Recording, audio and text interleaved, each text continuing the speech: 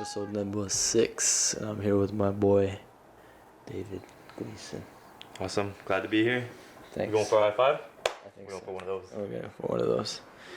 So, how did I meet David? How did I meet you? We met at a bar. Did we meet at We fucking met at a bar. Alright, maybe want to cut that out. That's weird. Well, we met each other at the gym. We met at Laissez-faire. Laissez-faire, and I recognize you from the gym. It's kind of weird to talk about this, to be honest. Yeah. Well, without context, people are gonna be like, "The fuck, you guys met at a bar?" Like looking down the bar, caught each other's eyes. And I was like, "Hey, that guy, that guy, I could be friends with that guy." No, we noticed you. I think it was like coming up the stairs. I was like, "Hey, what's up, man?" And you said, "Hey, back." Had a couple shots, hung out the night. I was there with my buddy Sebastian. Actually, I haven't hung out with him in a while, but it was just a fun night. You know, we vibed. Talked to a bunch of people at the bar. It was just like, super friendly. So I kind of like that. But I had seen you at the gym multiple times prior. Of course. I'm a regular. At the gym, it's kind of awkward going up to a guy and being like, "Hey, how are you?" Yeah, don't do that. Don't do that. Those people stand out. So it was an organic way of meeting. Yeah, of course. A good friend now. Yeah, I'd like to think so. It's good to have people in the area, Exactly. So tell me a bit about yourself. What do you do? What makes a David? What makes me? Yeah. What do you want to know? You want to know career? You want to know personal stuff? I guess, were you born in Toronto? I was born in the GTA, so I was born in Oakville. Oakville boy. Shout out Oaks. Lived there for most of my childhood. And then from there, I moved to Calgary for my high school years. Didn't really like Calgary too much. And then I moved back here when I was 17. So I've been here for about 12 years. What didn't you like about Calgary? It just wasn't my home. Wasn't my home. So, in what sense, though? What's that? In what sense? So this is from, you were in Oakville and then you went to Calgary? Think about this. Like, you're a 13-year-old. You have all your friends back at home. You get picked up out of there, dropped off into a city that you don't know. Like, not many people are going to like that. When I was a disgruntled 13-year-old, I didn't like that. So that's why I didn't like it. Right. But, hindsight 2020, I think, you're definitely a kid at that point of your life. So, I just, I could have made a better time of it, but it is what it is, and that's part of my life that there's a lot of growing there. So after Calgary, you came back to Toronto? Yeah, and I've been here since. So I've been here for 12 years. Nice. This is my home. Yeah. Which area of Toronto did you grow up in? Grow up in? Well, like when you came back. Oh yeah. You were in Oakville first, then you went to Calgary, then you came back to Oakville. No, Toronto. For school. So started at U of T. Spent a couple of years there. Which program? Commerce. So I was there for ramen commerce. If anybody knows the program, it kind of sucks. It's hard to do. Yeah. So I ended up, spending some years there and decided, it wasn't for me. Took about a year off. Worked at the Madison pub at a bar. I don't know if you might have been there. You worked at the Madison? I worked at the Maddie, yeah. I was a bartender. Bar back at the bottom. I mean, I could see that. I could see you being it was fun. It was a fun time. Got any crazy stories? None that I want to say on the podcast. Do you have any mildly crazy stories? None that I can remember. Anything like that? Yeah, actually, I got a 9-inch. not a 9-inch. 9 stitches in the top of my head from a bar fight that happened there. Shit. I think I was 21 or so. But yeah. Anyways, people are young and stupid, so I was one of those people. But I worked there for a little while. One of my really good friends actually, I met there too. He's actually coming back for a visit sometime. Shout out to Nick. Hey, I know you're gonna probably listen to this at some point. What it do, baby? Shout out to Nick. So you worked at Maddie's? Yeah, I worked at the Maddie for a little bit, and then went back to school at Ryerson. Graduated, started working. So you went to Ryerson for which program? Yeah, I finished up my BCom. Okay, BCom. Yeah, I finished up my BCom. It was a good school. I liked Ryerson. I felt like way more engaged. In comparison to UT? Yeah, in comparison to UT. Yeah. UT was like very academic, which there's no problem with, but like as far as getting your hands dirty, Ryerson was kind of a better school. So growing up, did you always know what you wanted to get into, or? No idea. No idea? So what made you get into commerce? Because it's like a generic, Like it's versatile. You can apply it to different. Not. Yeah. Now that I look back, I probably would have done something else. What would you have done? Well, probably what I'm doing now, like computer science related stuff. Yeah, because when I graduated high school, I didn't really know what I wanted to do. I just knew I needed to go to university. I think a lot of students kind of are like that. Nobody really has too much focus at that point, unless you really had a passion for something. In my mind, my brother's kind of like that. My younger brother, he's actually he knew he wanted to be a dentist. He's actually now a dentist. How many siblings do you have in total? I got three. Three Siblings. No way. I didn't know that. You didn't know that? No. No, now I know. Yeah, now you know. I got one older sister. She's quiet. Okay. And two younger brothers. They're loud, yeah. But I feel like I'm the oldest, even though I'm the second eldest. So there's 4 kids in total. 4 kids in total. So what did your sister, did she give you any sense of direction in terms of what you wanted to do in life, or? My sister? Yeah, because she's older than you, right? Yeah, she's like 2 years older than me, but no, I think a big role that played into my decision to choose was probably my dad. Okay. Because he's kind of like a business related guy, and he had a lot of success in his career, so I thought that was kind of a safe route to go down. But I would say it's kind of just a generic degree to get. There's so many people that have it. I graduated, I think my graduating class was like 5,000 other people that had something similar. So we're all competing in the same market for the same shitty jobs. And yeah, I just, if I would go back, it would be something hyper-focused. I think, one thing I realized after I graduated is what's a little bit better is to have like a tangible skill. Right. Something that is like, it's, you actually learned how to do something instead of learned, about it. So I learned just about memorizing stuff. Yeah, just memorizing facts and all that kind of stuff. More learning and applying type of deal. Hands-on. Yeah, hands-on. Whatever it is, just something to set you apart. Kind of wish I picked up some sort of skill in my 4 years there, but didn't really. Just fucked around. Just got my degree and got out. But, even now looking back, if you think about it, like you're in a position where you have to take that path, and that led you to being. Yeah. Because of course, I would definitely say this. It was a necessary path to get to where I am now. Right. Because I realized shortly afterwards what I didn't want to do. And by the way, for the listeners, I'm a developer now, so I'm a programmer. So I got into that.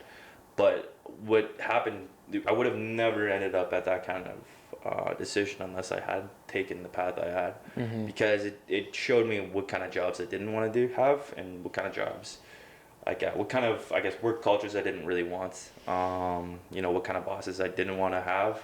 So you started working in the field for a little bit, and then you got into programming. Yeah, so I spent probably spent about 4 or 5 years. Working. Yeah. I worked at worked a couple sales jobs. So sold.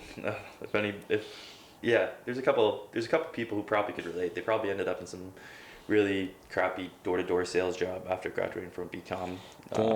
They always catch you. They're always like, we're some marketing company of something of that nature. So, and then they're just door-to-door sales.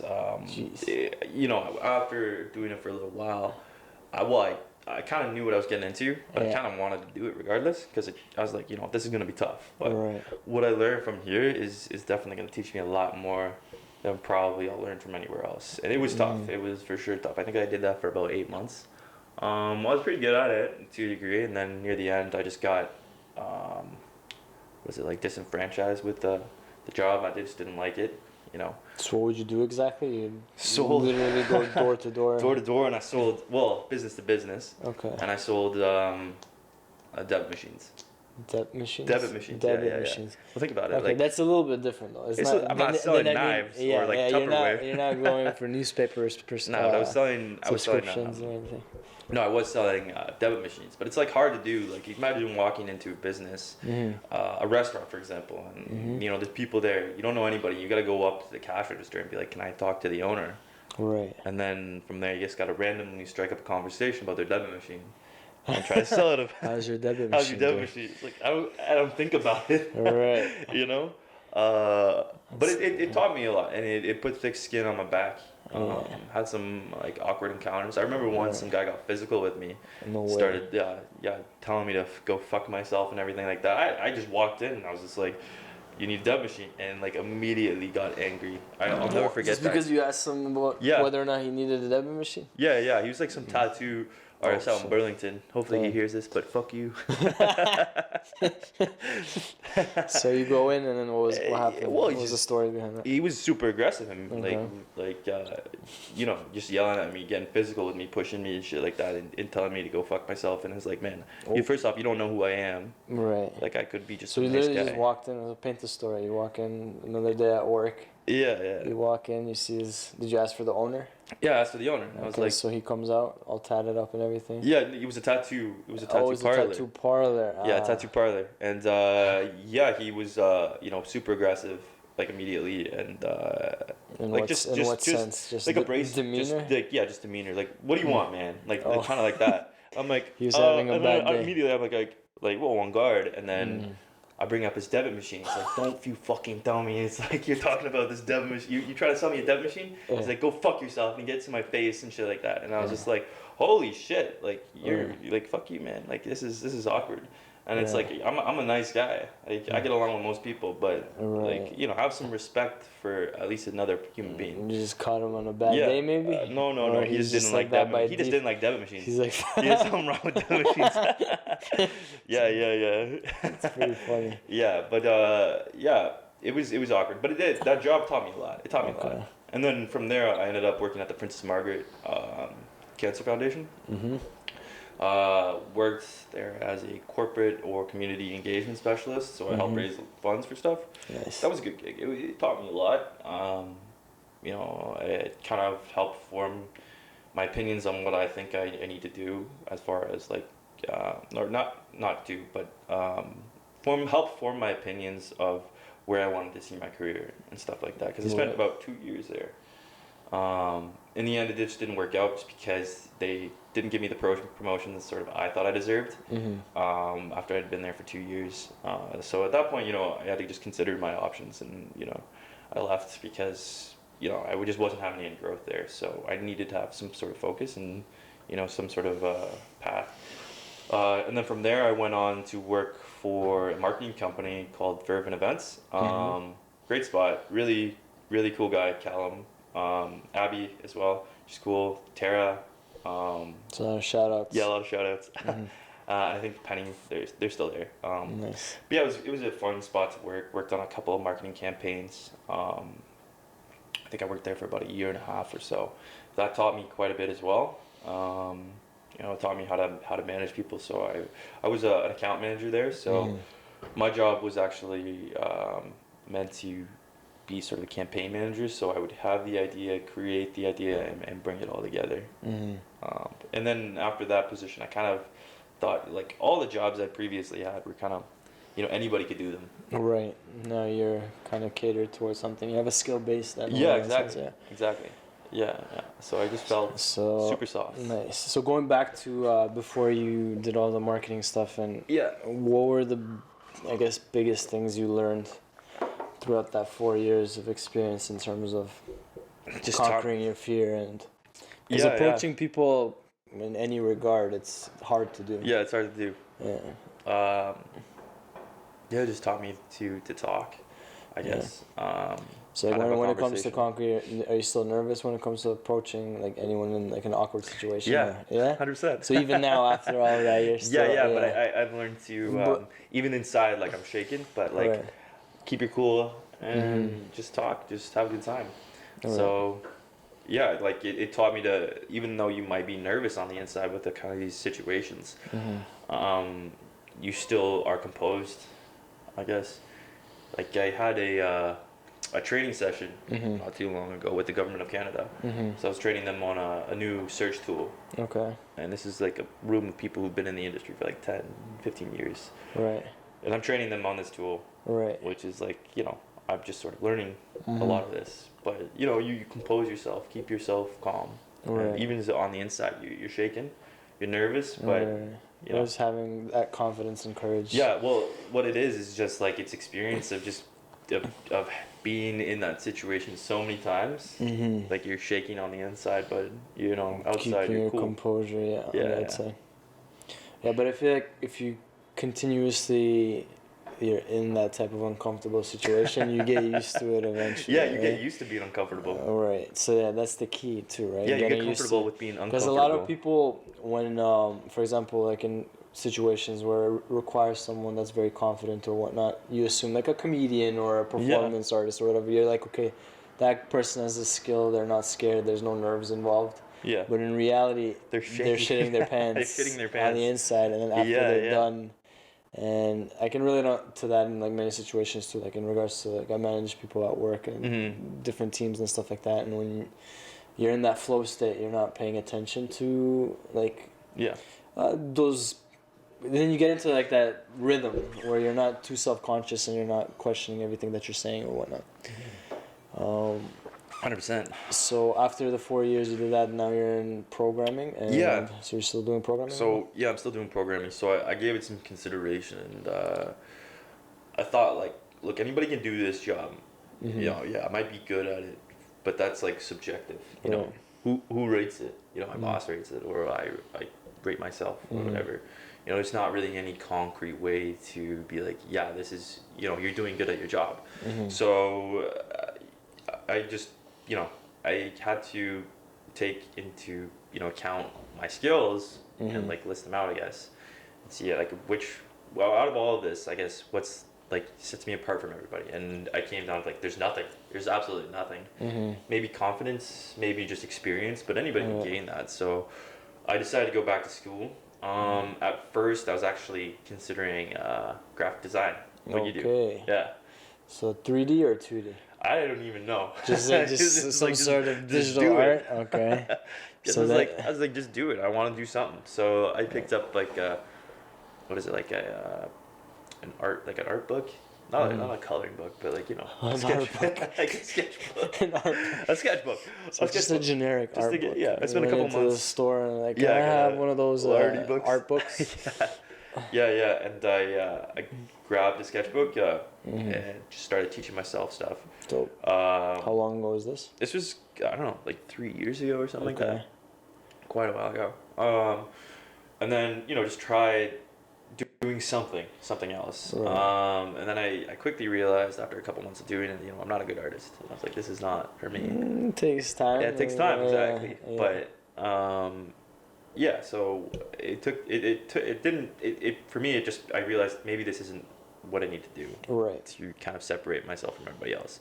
So I started looking at schools and came to the consideration I would try user design or I would try, you know, user design or user interface design or something like that. And then I started looking at schools. So that's like if you go into a website, how the website is formatted, the interface, how it looks, and everything. Yeah, exactly. How it interacts, what makes sense as far as like a user coming in. Right. And then I started applying to a couple schools. And then I came across BrainStation, just around the corner from us. For those that don't know, BrainStation is a boot camp. And then I went in, did a demo day. And then I saw all of the different courses they had. And so a demo day is what? They show you what they have? Yeah, they show, like the students there, they show you, you know, what they've been working on and everything like that. Got it. Yeah, so I checked out all the demos. First one I saw was data science, and I was like, what the fuck is this? Like it's just numbers and everything like that. And it was like, okay, well, this doesn't really make sense to me. Or not that it doesn't make sense to me. It's like I don't really see how, you know, I would enjoy this. Okay. And then I saw the user experience class, and I was like, this is pretty cool. I really like this. And then I went to the web development side of things, and there's one guy there. I think his name was Cameron, I believe. And I talked to him, and as I was talking to him, he told me he did the UX design course, and then he did the web development course. And I asked him, you know, why did you end up doing that? And he just explained, like, for every, you know, one designer, there's like 10 developers. And I was like, okay, well, I kind of want to get a job, you know, something I enjoy. Right. You know, something that there's demand for the marketplace. And then I kind of started exploring web development. And after that point, I came to the conclusion it's probably better to do something that's, more difficult, because I felt like the user interface design stuff, you could sort of self-teach yourself this, and what it is just talent. If you have it or you don't. But the web development stuff, it's a little bit more like technical, because you do need to know programming. So I decided, I would try to do what is most difficult and take that on and see how I do. And I was like, my thought process for this is like, there's a ton of developers out there. It's like, why couldn't I be one? I feel like I'm at least, an average person, maybe above average as far as intelligence. Shout out to me. But yeah, so I gave that some consideration. I was like, why can't I just do this? And then just finished the course. After I finished the course, I sat myself down into a cafe for 3 months, and I continued my studies. So I didn't just graduate and then start applying for jobs. I knew that probably wasn't enough, so I graduated, and then I spent 3 months at Jimmy's Cafe or Coffee, Jimmy's Coffee. And then while I was there, the entire time I was programming, building applications, and reading and understanding a little bit more about programming. And then after that, I entered the industry. Nice. It's been smooth sailing since. I love what I do. So where do you think this willpower and discipline stemmed from? Like, what was the driving factor? Just finding out what I didn't like, because I don't think I would have been able to do this, coming straight out of high school, right? Because I didn't have the discipline, and the discipline came. I guess a lot of it came from, wanting to, be independent. Okay. So, independent in what sense? In terms of financially. Yeah. So financially speaking, the freedom. Like, what was the thought process in you getting to that point where like, I need to go to Brain Station? I'm gonna sit at Jimmy's Coffee for 3 months. I'm gonna research, read, and do all this kind of stuff, because that takes a lot of willpower and discipline, right? Yeah. Not everyone's capable of doing that. For sure. Do you think the factor, like in terms of you being a sales rep in the past, like having that contrast point played a factor? Yeah, for sure. Because you could tell the people who work hard at stuff. They're the ones who succeed, and it sounds cliche to say, but you have to believe in those cliches for things that turn out to work for others, I guess. Like you like, not every cliche thing is gonna work, I suppose. Right. Like, you hear the guy who says like, you gotta work hard at it, whatever, and then you're gonna be a billionaire. It's like, what does that even mean? Right. Work hard at being like an entrepreneur. Well, there's so many people that are like that. That's very cliche. Work hard at what's proven to work for those that actually work hard. Right. Don't work hard at the thing that is gonna be like 1 in a million chance. So that, at the end of the day, it's just putting in the work in regardless. 100%. Because a lot of people, you're in a position where you're a prime example of someone who had a vision or like went through different stages in life and was like, I need to change. And then you looked into how to change, and you applied yourself and started executing. Yeah. Whereas a lot of people get stuck in a rut and they don't execute, and then they play the victim card. And then they go in a downward spiral, or they just accept the comfort zone. They're like, you know what, I'm gonna stick like in sales and like just live my life. But no, I wasn't happy with that. I didn't like having like somebody being able to breathe down my neck because they don't like the way I'm selling or whatever. So was there a catalyst point for you where you made that decision, or was it like gradually over time? Yeah, gradually over time. Okay. Yeah, gradually over time. I had my ex at the time. She was a stylist. Okay. And she had no problem getting a job, and I could see in her like being able to, I guess, evolve. Which is funny because she actually used to work at a salon called Evolve. Yeah. But she went from junior to intermediate, and she just got better. Right. I didn't feel with sales I was ever getting really better. Right. As either I had it or I didn't. So there was no clear progression. I can look back now and like programming, and I'm far better than when I started, and that in itself is super motivating. It's super motivating to see that. So when I graduated and I sat down in that cafe every day, I noticed after 3 months is like I'm a lot better than where I was, and even now I'm a lot better. All right. So Those question. cafe days, yeah. In regards to this entire story and timeline, were you going to the gym during that time as well? I was. There you go. Don't let go of those gains. I see a pattern here. So one thing I've noticed, especially with people like a lot of my close friends and whatnot, everybody that has that willpower and discipline to go to the gym and train, they have that growth mindset instilled in them, right? I think the gym teaches you that. It teaches you that. So it's like you go every day, you learn little by little, you get stronger, you continue to study and different ways to approach workout routines. And then that correlates to other aspects of your life. Where like you mentioned, you wanted to get into programming and all that kind of stuff. You literally went to coffee shops and like did your own course almost for 3 months. And that's correlated to that gym mindset. It's like 100%. If you don't want to do it, the gym's my best teacher. Yeah, exactly. It taught me, like, I think what we're trying to say is like delayed gratification. Delayed gratification. So what I learned at the gym, it translates to everything else. You know, I'm not working out for tomorrow. I'm working out for 5 years down the road. Right. I'm working out for 3 months down the road. Right. You know, because you don't see your, like, anything. This again is cliche to say. Anything worthwhile doing, it takes time. Right. You know, to be in good shape takes time. It's not something that you can just jump into, or else everybody would be jacked. Yeah. And everybody else would be in super good shape, and then it wouldn't be worthwhile doing. You know.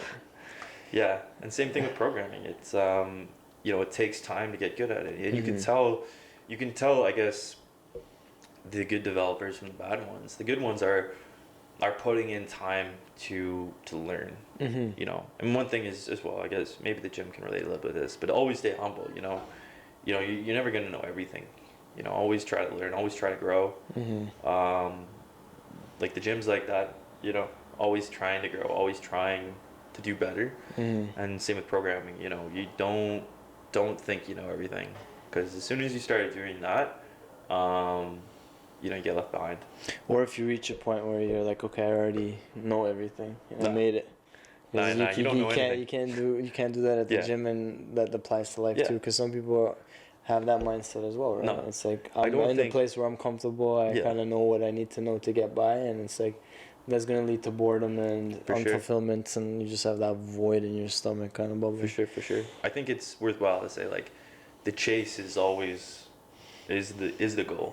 Was the journey, right? Yeah. A lot of people, we associate our happiness with a specific destination in mind. It's like once we get there, we'll be happy and content with what we have. But in reality, that's never going to be the case, because even when you reach that point and you get what you want, depending on the type of mindset we have, like for me and you, for example, I definitely know that. Like whatever challenge we set and we accomplish it, we're going to be like, okay, what's next? Yeah. Because you get bored. It'll be like 1 or 2 days of like being happy, and then after that, it's like, okay, 100%. What's the next thing? And it's the same thing as the gym. And I've mentioned this on other podcasts as well, where it's like you don't go to the gym and just lift 25 pounds every day and be like, this is easy now. I got this. You're like, who's lifting 25? What is that? Come on. 25. Come on, push yourself. No, it's definitely the journey, you know. And that's definitely the most exciting part, you know, because to see yourself grow is probably way more exciting than actually the arrival.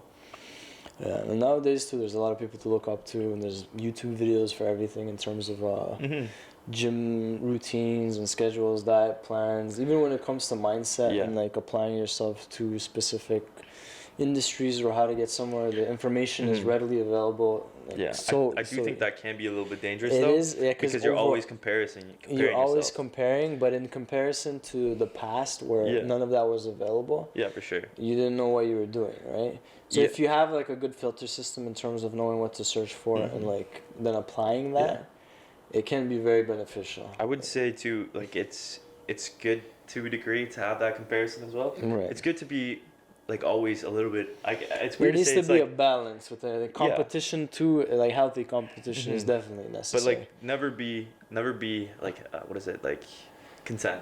Yeah. Don't be happy. You know, don't be happy, but don't be content with where you are. You know, you look at the other guy and be like, you know, I want that. Keep going for whatever it is. You know, otherwise you become too comfortable. Right. Or even sometimes we don't stop and realize, like, if you I don't know, go back in 5 years and see where you're at right now. Yeah. This is probably where you dreamed of being in terms of life, right? Yeah. Like being a programmer, being a specific body type at the gym or whatnot. Yeah. We tend to, I don't know, get so caught up in day-to-day lives, we don't look back and reflect on all of our accomplishments. No, that's for sure. And not in a way where you're narcissistically being like, I'm great, like look at all my accomplishments, but just being like in terms of not being stressed about everything and appreciating where you are in life and like how your hard work is paying off, what mindset that you use to get to the place where you are, what you can improve on, and other goals and ambitions and stuff that you can continue to grow towards, right? We're too young right now. Too young to be happy with where we are. That's true, but happiness is subjective too, right? Yep. It's like, what does it mean to be happy? Like at the end, in terms of your life. Like I guess I'm happy with where I am. So there you go. I would say that, but I'm not content with being like, this is where I want to be forever. Right. You know. That's always going to be goals. But that's always going to be the case then. That's always going to be the case. Even when I'm a 7-year-old man, I'm probably still going to be like. Can't wait till I'm 75. But even then, I'll be like, I can't wait until my tomatoes are ripe. I wanna tomatoes. My pomegranates need to be riper than the Dave's pomegranate. There's always gonna be like. Why are we talking about pomegranates and tomatoes, man? For some reason, I started thinking about farming pomegranates. We have a garden. No, are we neighbors in this situation? Maybe. Damn. Maybe we are. All right. So when we're like 70-year-old farmers, pomegranate and tomato farmers, all right, I'm gonna compare mine to yours. Sounds good. Well, what else is there? But yeah, what else do you have in your farm, bro? What else do I have on my farm? Yeah. I'm not about you, man. Competition, man. But yeah, in regards to, in terms of not being fulfilled, I don't know why the farms and pomegranates came to mind, but yeah, they're like total polar opposites. Yeah, if you look at, I don't know, like Sylvester Stallone, so he's still jacked and still doing what he's doing, making films and stuff. And he's like, how old is he? Like 71? He's old. He's 70. He's in his 70s. Pretty crazy. Yeah, he's crazy. Yeah. All those old guys keep acting. Like I was thinking about this the other day. I think it was, who did I see in a film? They're super old. I think it was like Anthony Hopkins or something like that. I was like, why is this guy still acting? He's made it. He has everything. But I think at some point you get a passion for what you're doing. That's your life purpose. That's your life. Right? And it's exciting for them, right? So, they still probably get paid boatloads. Yeah, but even then, it's like to them, they don't need... Actually, I was thinking it was Larry King. Larry King? Because that guy's super old. That guy is old as dirt, but he's still interviewing people, and it's because he enjoys what he does, and it's hard to find that. I think I found I love what I do, and I think it's hard to find that. I don't know if I'll love what I do when I'm 70, but I love what I do right now. But what kind of tips or tricks do you have for people that are listening in regards to finding what they're passionate about? Oh shit, I got so many. Yeah, spit them out. Don't be afraid of, what is it, the mountain in front of you. Okay. I guess, and times are changing, I would say, in the way that like the dispersion of information is. So you can educate yourself on like no matter what it is. Like you can find a video online, you can find a course online. If you would have probably looked at this like, I don't know, 10 years ago as a solution, you probably would have been laughed at, because what was it like at that time? It was like like was it Phoenix High online schools or something like that? I don't know, but those were laughed at. But nowadays, like there are legitimate courses out there that you can teach yourself for all kinds of industries. For all kinds of industries, that'll set you apart, and it'll be something that you enjoy. Because I find there's a lot of people that end up in jobs that, are sales jobs or corporate jobs or something like that, and they have to wear like I've talked to my other friends about this, and it's like they have to wear like a mask, like a persona for their boss or a persona for their clients, pretending someone that they're not. Yeah, that corporate world. Exactly, pretend to be something you're not. Yeah, and that's exhausting. I talk to my sister about this all the time. It's draining. Yeah, it's draining. Yeah. It's draining. It's like, damn, I don't want to act that way. I just want to be, who I am. So, for anybody that's out there and that's feeling that way, like I empathize because I was that way.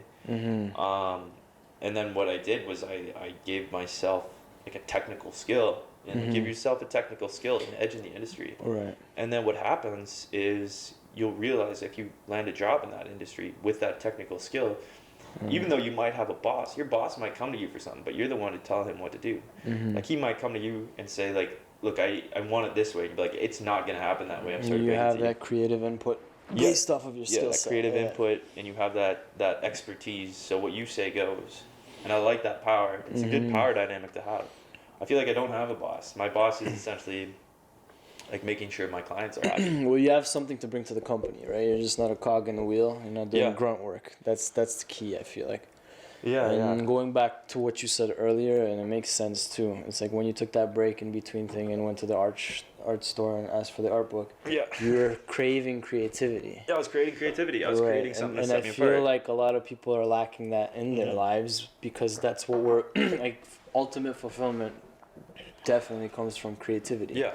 Because you're manifesting something from nothing, essentially, and that's a good feeling. Yeah. Like we're meant to create life or art or invoke emotions, or like when you create or something like that. When you build something or build a website and you're proud of it and other people are using it, that's a very satisfying and fulfilling 100%. feeling. Versus having the number of debit machines you've sold. It's like, all right, people are doing transactions. It's like, that's not as fulfilling, right? So that makes sense in terms of, I'm just connecting the dots in terms of what you said earlier. Well, you could probably agree with this. Like, the whole time, have you been a graphic designer your whole career? 3D design, animation, programming, shading, all that kind of stuff, for like 10 years now. Yeah, and you love what you do. I love what I do. Because you're building something. It's been an ongoing, like in the beginning, I'm not going to lie, I had some dips and divots in terms of like doubting my career choice and what I wanted to get into. But that's kind of made me who I am today. Like going through all of those trials and tribulations, going through the, anxiety, depression, panic attacks at the moment, like questioning my life. Yeah. But because when you come out of all of that, on the other side, you realize and you develop these skills in terms of being more just takes time. A lot of willpower, having a lot of willpower, discipline, noticing that those incremental changes in how you approach things in life will lead to day-to-day successes, will lead to like weekly successes, and then you just notice the growth in terms of where it is that you want to go. So that's the key. It's like having something that you can notice the growth. Because other jobs I just didn't notice anything, but you can look back in 5 years or 10 years and be like, look how much and then grown. the key thing is like there's always room for growth too. Like there's no top level, like I'm the best 3D designer. There's always someone better. But it's like, can you continue pushing yourself to become the best version of you and whatever it is on a day-to-day basis? Yeah. And like you mentioned earlier, a lot of people want that instant gratification, and that's what kind of screws people over. Yeah. So delayed gratification is where it's at. So that is where it's at. If you're delaying your gratification, you're not gonna get fit by thinking about you need to go to the gym or you want to go to the gym. Or, so while you're doing that, all these other people are already at the gym working or putting in the work. Yeah. And there's no better time than the present moment too. That's another thing. Yeah. Like everything that you do, all the goals and aspirations you have, everything that you apply yourself to, is like you have to take action kind of now. Like. Yeah, and one thing I'd say as well is like every day that you show up is a victory, right? So even if you don't if you go to the gym and it's not 100%, let's say it's 20%, whatever, you still made it. You know, you're still building those habits. Be consistent, being consistent, persistent. And the same thing when I was, spending every day in a cafe, programming it and teaching myself. I, some days I didn't want to go, but I just show up and wouldn't get the best work done, but I still showed up. And some days were good, some days were bad, but I still showed up. And it's just. The longer you keep at it, the better you'll get at it. I actually say this a lot with programming. When you first start off, you learn to bang your head against the wall until the solution appears. And the more you get into programming, the difference is between, 3 or 4 years is that you just get better at banging your head against the wall. Right. You just get better. You accept the fact that you can fail, but you're growing. It's growing pains. Yeah. And just getting uncomfortable with being uncomfortable, like you mentioned before, and that's what leads to growth, right? Yeah. Because we're prone to being like, okay, I'm in a safe space, I don't feel uncomfortable, I don't feel anxious. But if you can realize that those are growing pains, you become an unstoppable force in whatever you put your mind to, right? For sure. So conquering the mind and that inner, like, Yeah. I don't know, that scared little thing that's like, you know, I want my safe space. And just grinding through that. Yeah, for sure. But it's not easy though. Like there have been times even when I was making, for example, daily art pieces, there'd be days where I'd sit down, I'd show up, and I'd be like, what's the point of this? Like, what am I doing this for? And then the head starts to get involved. Yeah. But then again, it's like, okay, you can look for ways to, how do you get into the head? How do you dissect that? What are ways to cope with these things and just disconnect from that? And then for us, for example, the gym is our sanctuary in that regard. Yeah. Like the euphoric, clear-minded state that you feel after a good workout. How long have you been going to the gym for? 10 years, maybe. 10 years, yeah, me too. Yeah. I had 2 years there where I got fat. You got fat while going to the gym? Or no, I stopped going. Oh, you so stopped I've been going since I was like, I don't know, 17, first time getting gym pass. And then I stopped going to the gym for about a year, drank a lot, ate a lot of Tim Hortons and just bad food. Tim Hortons. Timmy's. So Canadian. Yeah, it is. Well, it was the closest thing. I was going to expect you said like McDonald's or Burger King or pizza or something. Well, if McDonald's was closed, right? I get that every day. But it's just because it was closed and I got real chubby. What did you eat at Tim Hortons that got you chubby? Just a lot of bread. Just a lot of bread. Donuts. A lot of donuts. Timbits. Yeah, exactly. Double, triple coffees. Yeah. So I got real fat. I feel, at least for a guy my size. So what's the heaviest you've ever been? I was 210. Okay, it's not too bad. Yeah. But not muscle mass. But it was funny because I was with a buddy of mine, and the reason why I snapped and I was like, okay, I'm not doing this anymore, is we were both walking on the street and a friend of ours pulled up in her car and waved at like my friend AJ, waved at him, and then if he hears this he'll laugh, but she like later on said, who was that guy with you? He's like, what? That's Gleason. You know him. Yeah. She's like, oh my god, he got so fat. I was like, that point, I heard that. I was like, I got a gym membership like immediately. Yeah. I think we all have a similar story like that, to be honest. Yeah. For me, but because you don't realize you get chubby. Yeah, when I was in high school, I used to play sports and stuff, but I'd eat like whatever. Like there was no diet, no health. I'd go to the gym once in a while. I was kind of athletic. And then a similar situation, I was around like 195 pounds, but like barely any muscle. And then I was eating pizza at a store. And one of our friends, like a group of other friends came, and one of them came and like from the side, like grabbed my gut and squeezed that. He's like, you're getting a little tubby, eh? And then that's when, for me, it was that cat on the spot. No more pizza for me. I still eat pizza almost every week, but in terms of being strict on a diet and like changing things up and going to the gym. But it became an obsessive compulsive thing. But what, like your health? Going to the gym. But I went that extreme route at one point. I went from 195 to 135 pounds in like 6 months. Damn. What did you like not eat for those 6 months? I would do full body workouts every day and like an hour of P90X? No, P90. I actually did that with too. I did that with one of my buddies, Justin. But while I was doing that, this was in college, I was taking a mass gainer protein shake. Okay, well that's so it defeated the purpose. Yeah. So I got mass, but I wasn't getting like P90X is meant to get you like lean and shredded, I guess. But yeah, my lowest I've been is 135, and like during that time, so I got knee surgery too. I had a torn ACL and meniscus. And then I would do full body workouts, treadmill for an hour, and then I was like, back then the goal was like, you're a kid, like you don't know what you're doing. Like 17, 18, I was like, I want abs. I still don't know what I'm doing. You still don't know what you're doing. Stay humble, man. Yeah, stay humble. Stay humble. So at the time, it's like, I want abs. I dropped to 135 pounds, and I remember my father looking at me one day. He's like, you turn yourself into a fucking pencil. Like, is this what you go to the gym for, or go eat something? Yeah. And then since then, it's just been like an ongoing progression. No, for sure. Do you have any people you look up to in terms of, I guess, like routines and stuff like that? Like, or do you freestyle? Freestyle. I let other people motivate me who are around me, like you, like at the gym, like you're working hard. I'm working as hard as this guy. In terms of like when you were growing up, the workout routines and stuff like that, what was your research process my like? first guy I watched, or not watched, but my first guy I ever followed his routine was Chris Gethin on bodybuilding.com. Okay. I actually met him on the street No a couple years later. Yeah, it was funny. He's a lot shorter in real life. If anybody knows him, he's like an Australian meathead. And he did like Australian meat. yeah, or New Zealand, I don't know, one of those two.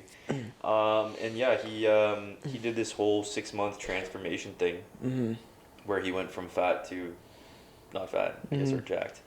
Yeah, I followed his program. I did that for I think 6 months as well. Did you see results? Yeah. This was Fat Boy Dave into not so Fat Boy Dave. So yeah, that helped me slim down.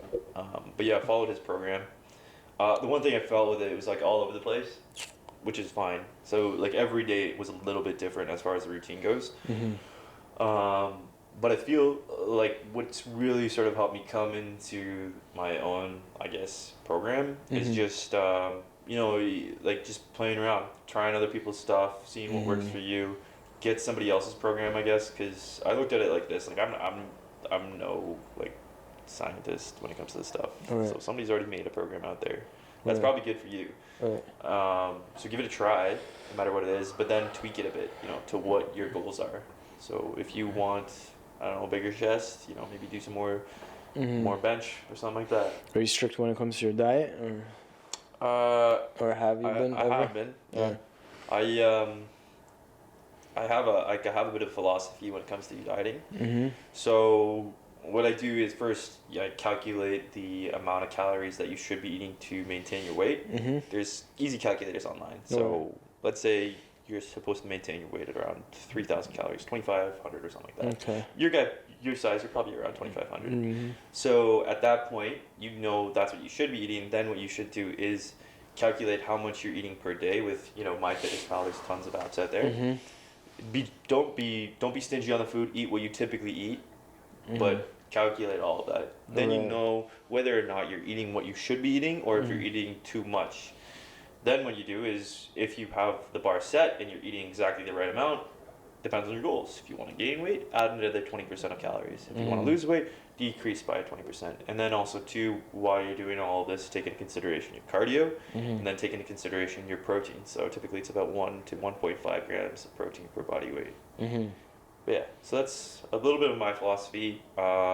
Just calculate what you do per day, or not per day, but just get an idea. Because most people don't have an idea of what they're just guessing. They're just guessing, yeah.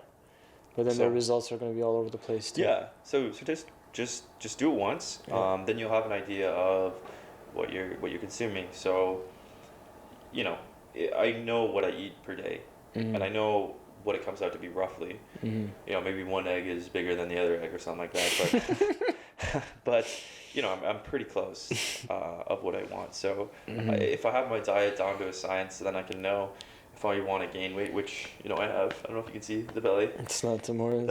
It's not Tim Hortons. Do you still eat Tim Hortons? I won't touch that shit. Yeah, I don't think I've ever been to Tim Hortons and gotten no, but I know roughly where I need to eat, so I know what I need to consume, independent on my goals. So this week I just started intermittent fasting because I'm at about 200 pounds right now, so I want to get to about 180, 190. What's your time frame looking like? I give myself a lot of time. Yeah. So starting now and probably by June, that's gonna be June. Yeah. June, like maybe May. 4 months. Maybe May. Okay. Yeah, I'll be like 180, which is that's not hard to do. That's not hard to do, but the more time you give yourself, the easier it is to keep the weight off, because you don't send your body into hunger mode. So I've watched a couple videos and done a bit of research on this, but apparently when you drop the weight instantly, if you drop your calories really quickly and then you start losing the weight and you continually drop and drop, as soon as you get to that whatever weight, then if you eat, you get back to normal, then you put the weight right back on and just more. So do it slowly, do it gradually. Typically what I would do is over 2 weeks, I would decrease my calories by, I don't know, maybe 200 calories, something like that per day. And then find that I'm losing 1 to 2 pounds. And as soon as I stop losing weight, I would drop it by another 100 to 200 pounds. So how often are you keeping track of how much weight you're losing? Is this like a weekly thing, or bi-weekly, or daily? Daily. I got a scale, not a scale. And then, okay, so you're going to do that for 3-4 months, you said? Yeah, that'll be easy to do in 3 months. Yeah. Do you have your go-to stack of, like, what are your essential supplements in terms of, like, what you would recommend to anybody in terms of working out? I would recommend always protein. Have protein, creatine. So until you're in your last couple weeks of trying to cut, then you can take that out because that helps your body maintain water. And then when you're cutting as well, take BCAAs. So people typically take BCAAs all year round. That's not a good way to do it. Right. There's a good 1-to-1 ratio of protein to branched chain amino acids. So when you're naturally just putting on weight or whatever, or eating however you want to eat, there's typically a right amount of amino acids to your proteins that help you build muscle. Now, when you are in a calorie deficit, there's not the right amount, and that's why we introduce BCAAs. Okay. Yeah. So BCAAs, creatine, protein, what else? Fish oils? Oh yeah, all that stuff too. All that stuff too. Multivitamins, fish oils. Do you take any? Like, I know you're in a pretty brain heavy. Do you take nootropics at all? What? Nootropics. What the fuck is that? Brain supplements. No. No, nothing. Damn. Can I get a better brain? Yeah. You can improve. Do you know there's supplements for your body? There's supplements for your brain as well. Damn. Are we about to sell? Have you heard about On It? No. Those brain what is all this? supplementations. Educate me. So there's specific things, like, I don't know if you've heard of Alpha Brain and things like that. I want an alpha brain. Do I got a beta brain right now? Maybe. Maybe a zeta brain. Zeta brain. The list. Yeah, but there's specific herbs and specific herbs and supplements that you can take to enhance your cognitive ability. What herbs? I do take a specialty vitamin. It's not just like I don't know, like a generic. When I go to a specialty store, it's got like extra stuff in it. Like what? Ginkgo biloba. Okay, so there you go. You already know about that. Yeah, boy. So there's ginkgo biloba. There's huperzine, L-theanine, huperzine. Oh, okay. Yeah. Hoopers. Apparently, that's like one of the best one. Ginkgo biloba is good for your memory as well. Yeah. But the thing is, like, a lot of people, they take supplementations and, like, they're very health conscious and about nutrition and everything. But when it comes to your mindset, that's becoming a new thing, right? Like, supplementing your brain with specific foods and herbs and what do you whatever. Eat, typically? That's my normal go-to stack is L-theanine, caffeine, huperzine A. Huperzine. That's a crazy one. I never heard of that. But I meant eat, like your food. Oh, food-wise. Everything, anything? Pizza? Burgers? Monday to Friday is usually, I don't know, try to keep it clean as possible. But like you mentioned before, like, I have a good idea of how many calories I get in. So even, for example, if I eat out or if I have something that's unhealthy, I'll skip a meal or two just to compensate for that in terms of... So I have an idea of, like, nutritional facts and information and stuff like that. But generally speaking, it's like keep it clean. Chicken breast, beans. Beans? Like kidney beans, mixed beans, vegetables, protein shakes, lots of protein shakes with... How many protein shakes do you have a day? I used to have 2. I just have 1. Yeah, now I have 1. That's not time. I used to have 1 in the morning and then 1 in the evening, but I noticed that weight was, like, fluctuating too much, so now I just keep it to 1. But it depends on what I'm aiming for right now. So even like you're intermittent fasting soon, I'm probably gonna start cutting as well, but similar situation. Yeah. But for me, I usually don't cut too much calories. I'll be more of the introducing more cardio and active. Oh, don't do that. Yeah. Don't do that. What's wrong with cardio, bro? No, it's hard. Yeah. Well, so the way I think of it is like cut out the stuff that's easy, right? Cardio's hard, man. It's easy. Yeah, I like to eat my pizza, bro. Man, but it's easy to not eat a pizza. It's hard to do cardio. Like, think about that. Like, I know every time I'm cycling every kilometer, I'm like, that's another slice of pizza for me. No, it's not. Yeah, 1 kilometer is 2 kilometers maybe. If it's uphill, yeah. What are you having, a bite? Come on. Like one pizza. Slice is like 300 calories. Yeah, it's like 300 calories. Yeah, 2 kilometers uphill, that's like maybe like 100. This uphill better be steep as fuck. Okay, maybe 5 Yeah. kilometers. Oh my god. All right, 5 kilometers. Because like I think it's like an hour almost for like 300 calories. Well, how 400, so? maybe What kind of calories. cardio are you doing? The slow kind. The slow kind. 1 step. Yeah. No. 2 steps. Like.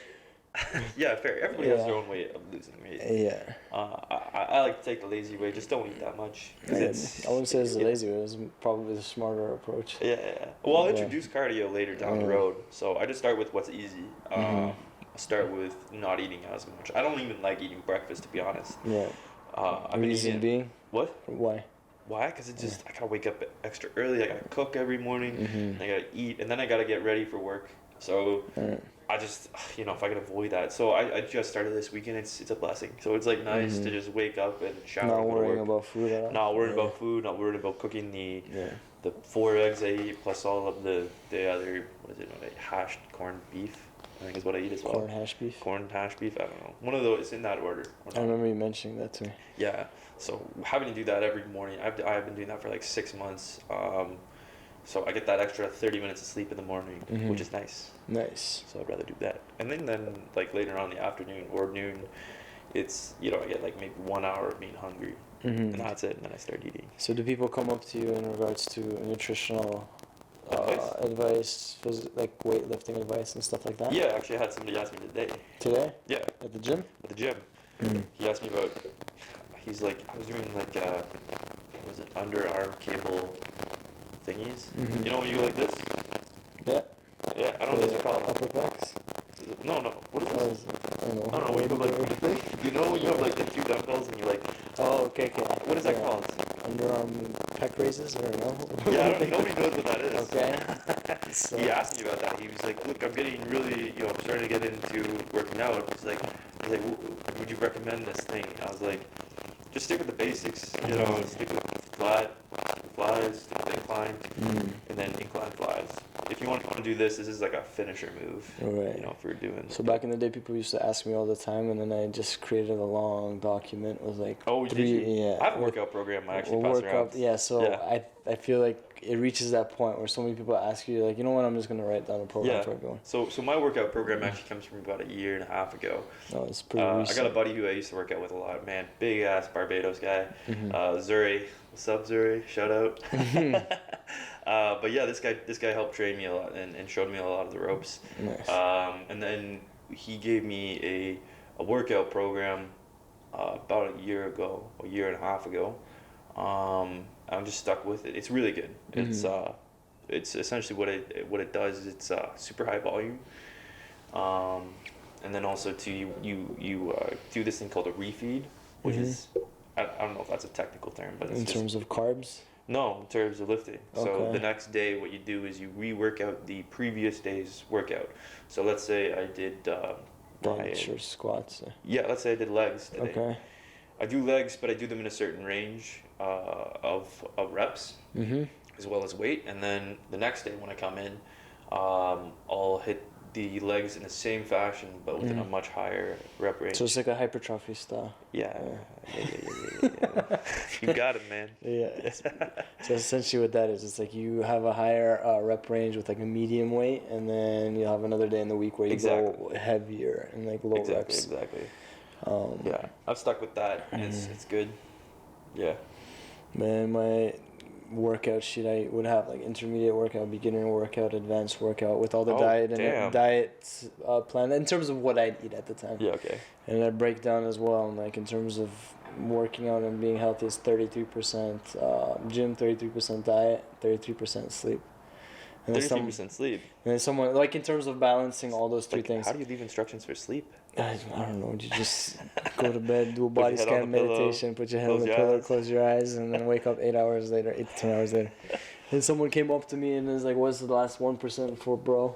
And I'm like, "That's ejaculation, bro." Oh my god. You gotta keep it balanced. Damn, can I get the instructions on that? So yeah, cool.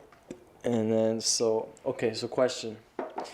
Yeah. So what's your prime motivator right now when you wake up in the morning? What gets you out of bed? What are your plans for the future? And I just know I gotta keep doing what I'm doing. Yeah, that's usually my motto. Yeah, just keep doing what I'm doing.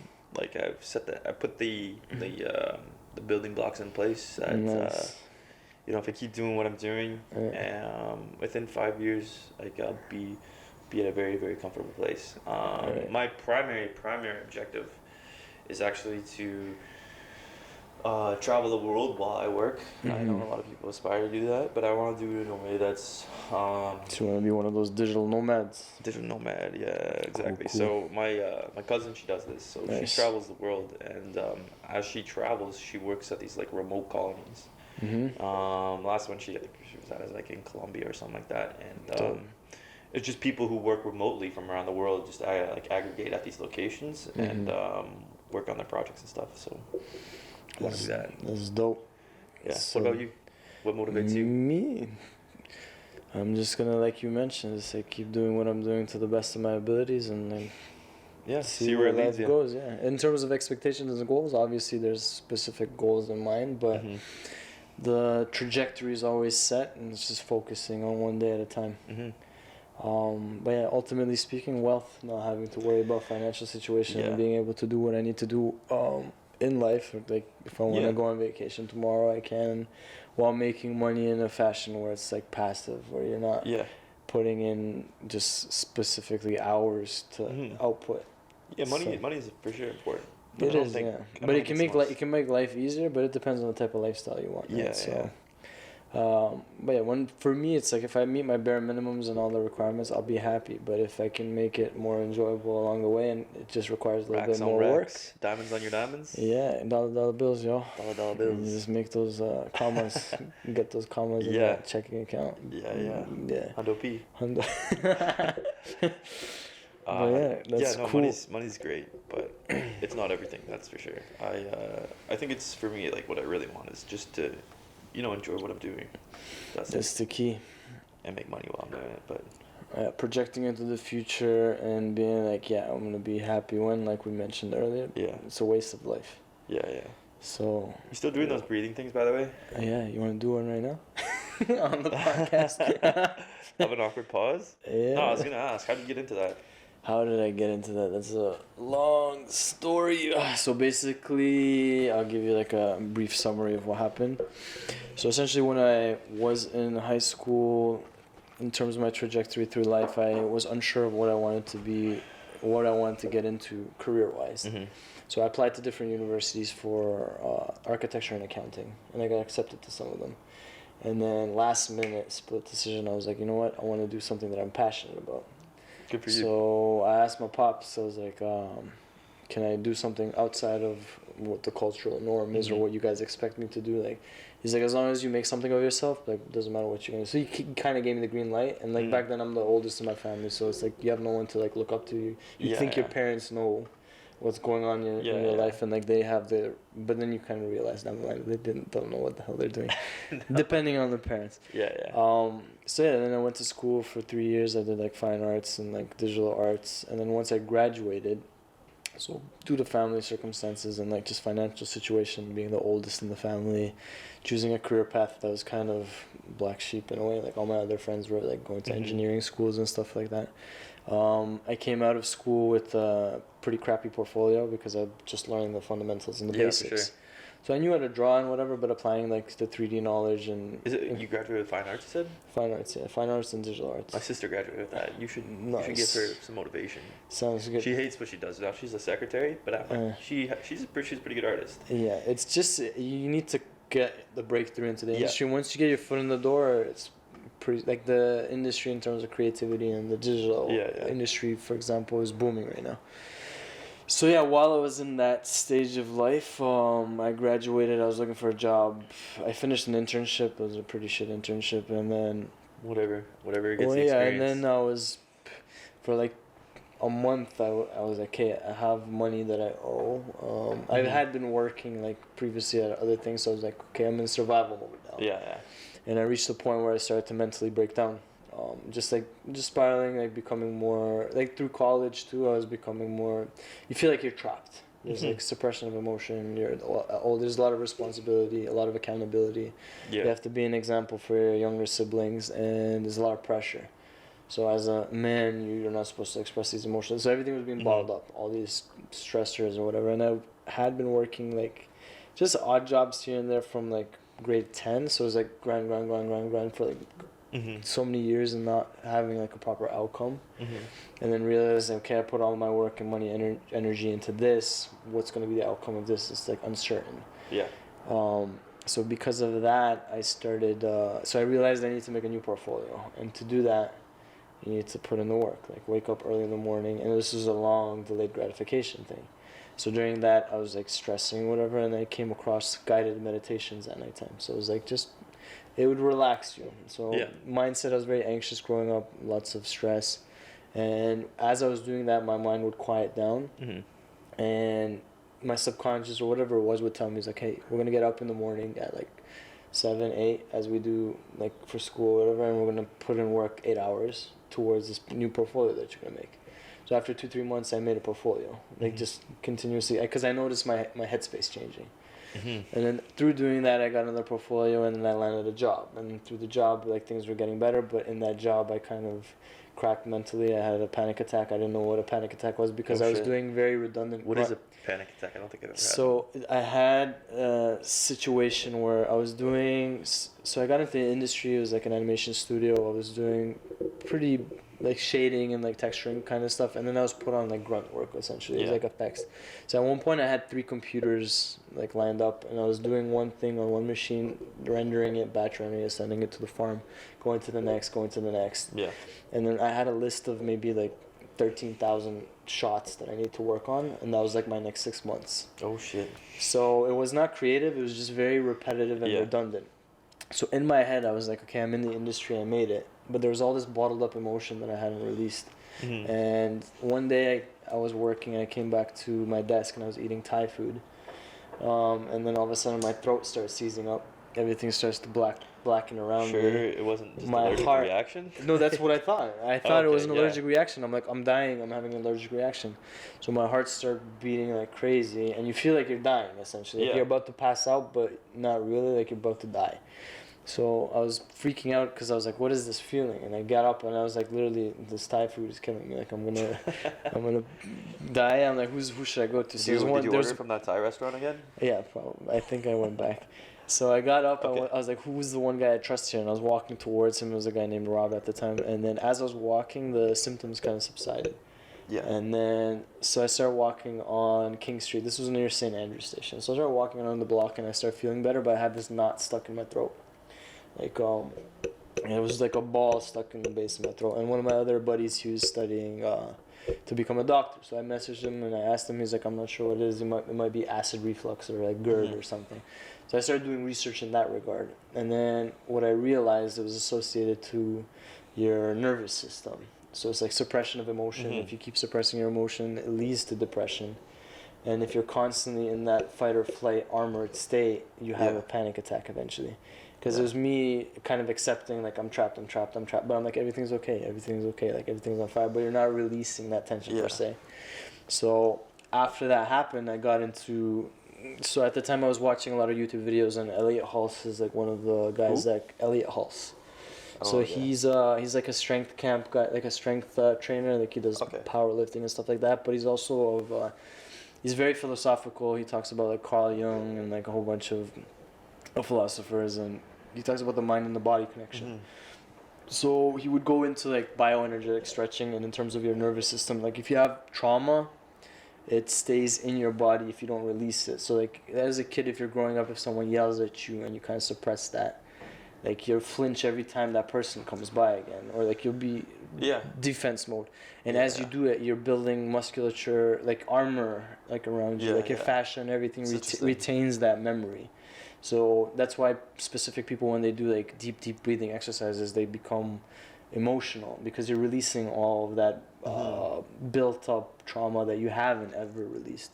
And there's a good example in one of the books called The Power of Now. It's like when you see animals, for example, like when there's 2 geese and like they kind of get into a scuffle, and then they split, like whatever remaining energy that there is, like that build up, they flap their wings aggressively, and then they go on about their day.